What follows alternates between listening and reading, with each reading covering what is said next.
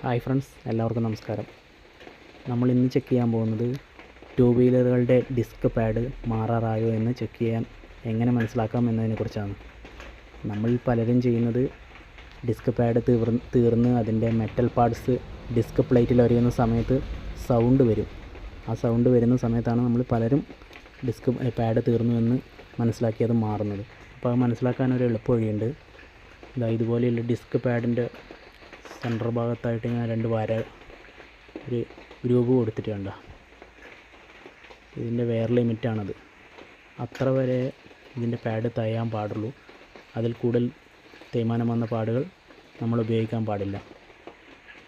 നമുക്കൊന്ന് സർവീസൊക്കെ ചെയ്യുന്ന സമയത്തൊന്ന് അഴിച്ച് നോക്കിക്കഴിഞ്ഞാൽ ഇത് കാണാൻ വേണ്ടി പറ്റും.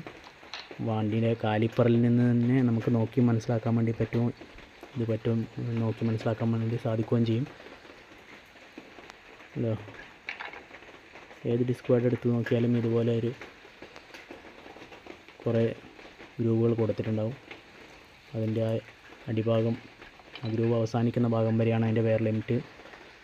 എൻഡോർക്കിനൊക്കെ അത് എക്സ്ട്രാ ആയിട്ട് ഇതുപോലെ ഒരു അടിഭാഗത്ത് ഇതുപോലെ ഒരു ഭാഗവും കൊടുത്തിട്ടുണ്ടാവും. നമ്മൾ ടയറിൻ്റെ ഇതൊക്കെ കണ്ടിട്ടുണ്ടാവും. വെയർ ലിമിറ്റ് ഈ സെൻറ്ററിൽ കാണുന്നുണ്ടോ, അതാണ് അതിൻ്റെ ടയറിൻ്റെ വെയർ ലിമിറ്റ്. ടയറിൻ്റെയൊക്കെ നമുക്ക് പെട്ടെന്ന് നോക്കിയാൽ മനസ്സിലാവും. ഡിസ്ക് പാഡ് നമുക്ക് പെട്ടെന്ന് മനസ്സിലാവില്ല. അതുകൊണ്ടാണ് പറഞ്ഞത്. ഇതുപോലെയൊക്കെ ഓടിയ ഡിസ്ക് പാഡ് ഉപയോഗിച്ച് ഓടിയിട്ടുണ്ടെങ്കിൽ ഡിസ്ക് പ്ലേറ്റ് ഒരഞ്ഞ് കംപ്ലൈൻറ്റ് വരും. അപ്പോൾ ഇനി അടുത്ത പ്രാവശ്യം ഇതുപോലെ ഒരയാൻ നിൽക്കാതെ ഡിസ്ക് പാഡ് മാറുക.